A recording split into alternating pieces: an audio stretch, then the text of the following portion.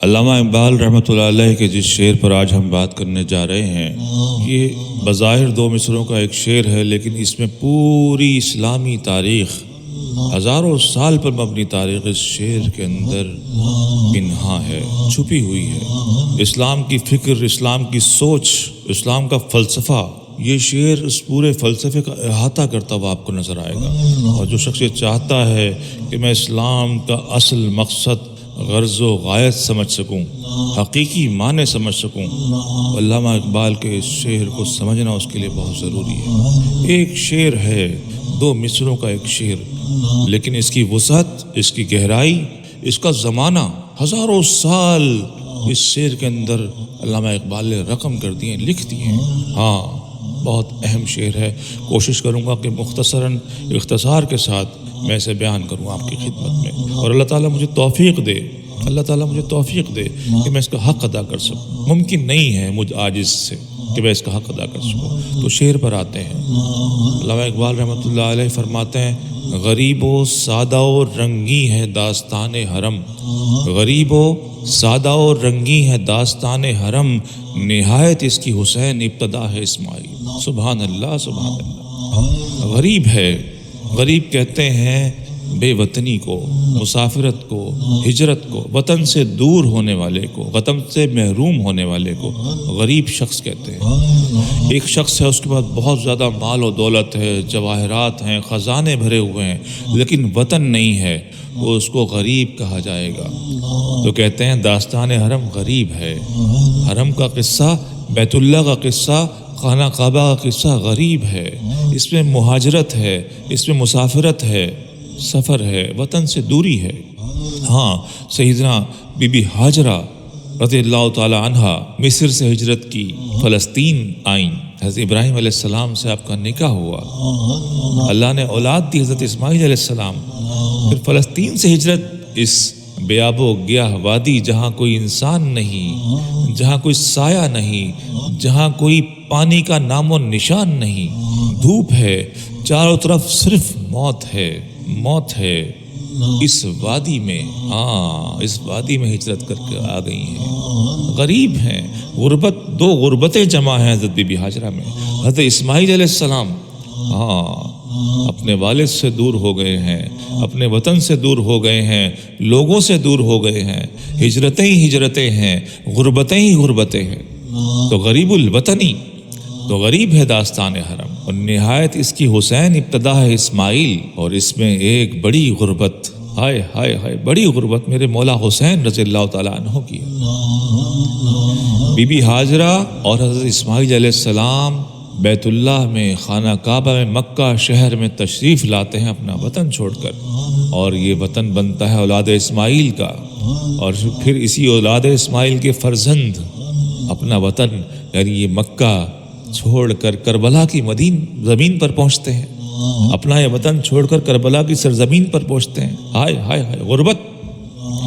فرماتے ہیں غریب ہے حرم کی داستان، سادہ ہے، اس میں کوئی راکٹ سائنس نہیں ہے، اس داستان میں بہت پیچیدہ نہیں ہے کہ اسے سمجھنے کے لیے آپ کو بہت ساری کتابیں پڑھنی پڑیں، بہت سارا علم حاصل کرنا پڑے، علماء کے پاس جانا پڑے، زہداء کے پاس جانا پڑے، شہداء کے پاس جانا پڑے۔ نہیں نہیں نہیں نہیں، بہت سادہ ہے، صرف قرآن کے پاس جائیے آپ، قرآن سمجھا دے گا داستان حرم ہے کیا، سادہ ہے۔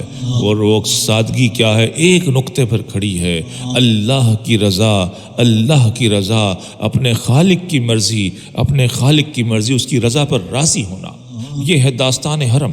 ہاں، سادہ ہے، رنگین، اس میں لہو ہے، اس میں لہو ہے۔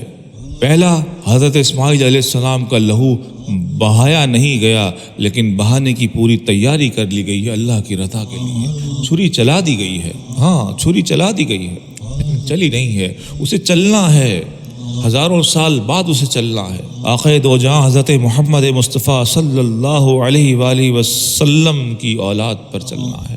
اللہ اللہ اللہ۔ ہاں، جو اسماعیل علیہ السلام کی قربانی پیش کی گئی ہے، اس پر کوئی بے دین، کوئی ملحد اعتراض کر سکتا ہے کہ بھائی میں تو نہیں مانتا کہ کوئی باپ اپنے بیٹے کو اللہ کی رضا کے لیے، قربانی کے لیے پیش کر سکتا ہے، میں نہیں مانتا، یہ پریکٹیکلی ممکن نہیں ہے۔ ہاں، مجھے ایک میرے ایک دوست آئے میرے پاس، ان کی گاڑی تھی، وہ کہنے لگے میں ایک مرتبہ پہاڑ سے اترائی پر اتر رہا تھا، ڈرائیونگ سائڈ پر میں تھا اور لیفٹ سائڈ پر میرے بیٹا میرے ساتھ بیٹھا تھا، گاڑی کی بریکیں فیل ہو گئی۔ کہتے ہیں علی بھائی اس وقت میرے ذہن میں صرف ایک ہی خیال گونج رہا تھا، ایک ہی بات میرے ذہن میں تھی کہ کسی طرح میں مر جاؤں، یہ گاڑی تباہ ہو جائے، میرا بیٹا بچ جائے۔ یہ ہے اولاد کی محبت۔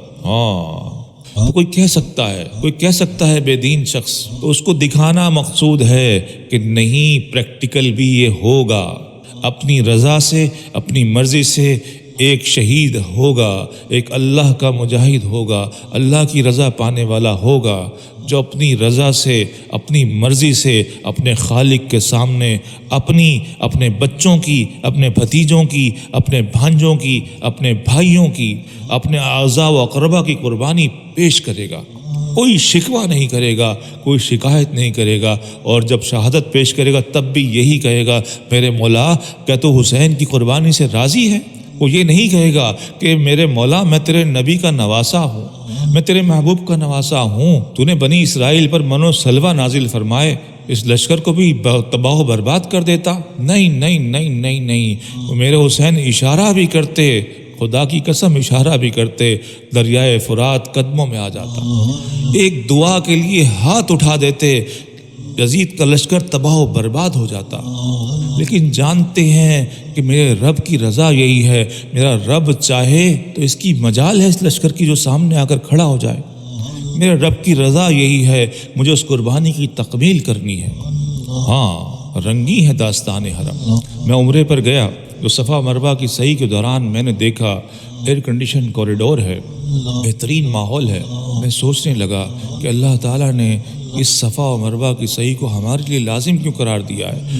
لاکھوں کروڑوں لوگ ہزاروں سال سے آ رہے ہیں اور یہ صفا و مروہ کی سعی کر رہے ہیں، کیوں؟ یکا یک منظر میرے سامنے، ماضی کا وہ منظر جب یہاں کچھ نہیں تھا، یہاں پانی نہیں تھا، یہاں انسان نہیں تھے، یہاں سایہ نہیں تھا، اس وقت ایک ماں دوڑ رہی ہے، دیکھنے والا کوئی نہیں ہے سوائے میرے اللہ کے، اس نظارے کو۔ تو آج اللہ نے ہمیں کہا تم بھی دوڑو، تاکہ تم یاد رکھو کہ یہ جگہ جہاں تم دوڑ رہے ہو جو انسانوں سے بھری ہوئی ہے، جہاں مجمع ہے، رونق ہے، کل یہ ویران تھی، آج یہ آباد کیوں ہوئی کہ یہاں پر ایک عورت صرف اللہ کی رضا کے لیے، ایک خاتون صرف اللہ کی رضا کے لیے دوڑی تھی۔ اللہ نے انعام میں عطا فرمایا ہے اس خاتون کو کہ اس کی اولاد میں اپنے محبوب علیہ الصلوۃ والسلام کو پیدا فرمایا، بیت اللہ عطا فرما دیا، کعبہ عطا فرما دیا، پورا عرب عطا فرما دیا۔ ایک اللہ کی رضا کے سامنے سر تسلیم کرنے کا یہ انعام ہے، تاکہ تم دوڑو، دیکھو اور یاد کرو کل کی جگہ ویران تھی، آج آباد ہے، کیوں؟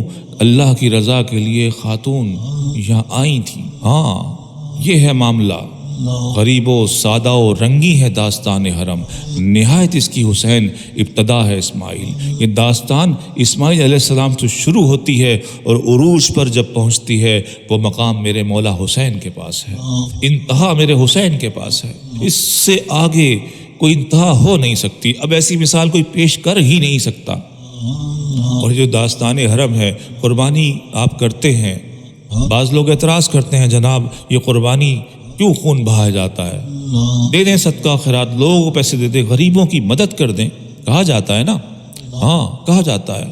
معاملہ یہ نہیں ہے، جانور کا خون بہانا ضروری ہے تمہارے لیے، کیوں؟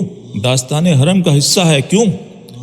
تاکہ تم یہ دیکھ سکو یہ جانور جو بھی زندہ و سلامت کھڑا تھا، تم نے اس کو پالا تھا، تم نے اس کو کھلایا تھا، تم نے اس کے ماتھے پر جھومر سجائے تھے، تم نے اس کے پیروں میں گھنگرو باندھے تھے، تم نے اس کو مہندی لگائی تھی، یہ ہنس رہا تھا، اٹکھیلیاں کر رہا تھا، اور اب کچھ ہی لمحوں کے بعد یہ تمہارے سامنے تڑپ کر اس نے جان دے دی ہے۔ تم اس کے مالک تھے، تم نے اسے قربان کر دیا، تو تمہارا مالک تمہارا اللہ ہے۔ تو جیسے اس جانور نے تمہارے سامنے سر تسلیم خم کیا، تم بھی اپنے مالک کے سامنے سر تسلیم خم کرو، جب وہ مانگے قربانی پیش کرو۔ آج اس جانور کے ساتھ اپنی خواہشات کو قربان کرو، وہ دنیا کی تمام محبتیں جو اللہ سے بڑھ کر تمہارے دل میں موجود ہیں ان سب کو قربان کرو۔ ہاں، یہ داستان حرم ایک فیملی کی داستان ہے۔ ابراہیم علیہ السلام شوہر ہیں، ہاجرہ رضی اللہ تعالی عنہا بیوی ہیں، حضرت اسماعیل علیہ السلام بیٹے ہیں۔ میاں بیوی اور ان کے بیٹے کی داستان ہے، ماں اور اس کے بیٹے کی داستان ہے، باپ اور اس کے بیٹے کی داستان ہے، والدین اور ان کی اولاد کی داستان ہے، بیٹے کی اطاعت و فرما برداری کی داستان ہے، بیٹے کی رضا الہی پر چلنے کی داستان ہے۔ یہ داستان ہمارے گھروں میں آئے گی تو اسلام پھیلے گا۔ صحابہ کرام نے اس کی مثال پیش کی، حضور علیہ الصلوۃ والسلام کے پورے خاندان اہل بیت نے اس کی عملی تفسیر پیش کی۔ ہم کہاں ہیں، ہم کہاں ہیں؟ یہ ہے اصل قصہ، یہ ہے اصل بات کہ جانور کے ساتھ خاطر ایمان کرنا چاہیے، عشق کا اعلان کرنا چاہیے۔ عشق ہے تو جانور کے ساتھ ساتھ نفس بھی قربان کرنا چاہیے۔ دعا ہے کہ اللہ تعالیٰ آپ کو اور مجھے جو کچھ کہا اس پر عمل کرنے کی توفیق عطا فرمائے۔ مجھ سے کہنے سننے میں جو غلطی ہو گئی ہو، جو کوتاہی ہو گئی ہو، اللہ تعالیٰ اپنے خاص فضل و کرم سے، اپنے حبیب علیہ الصلوۃ والسلام کے فضل و کرم سے، ان کے وسیلے سے درگزر فرمائے، معاف فرمائے۔ باخر دعوانا ان الحمدللہ رب العالمین۔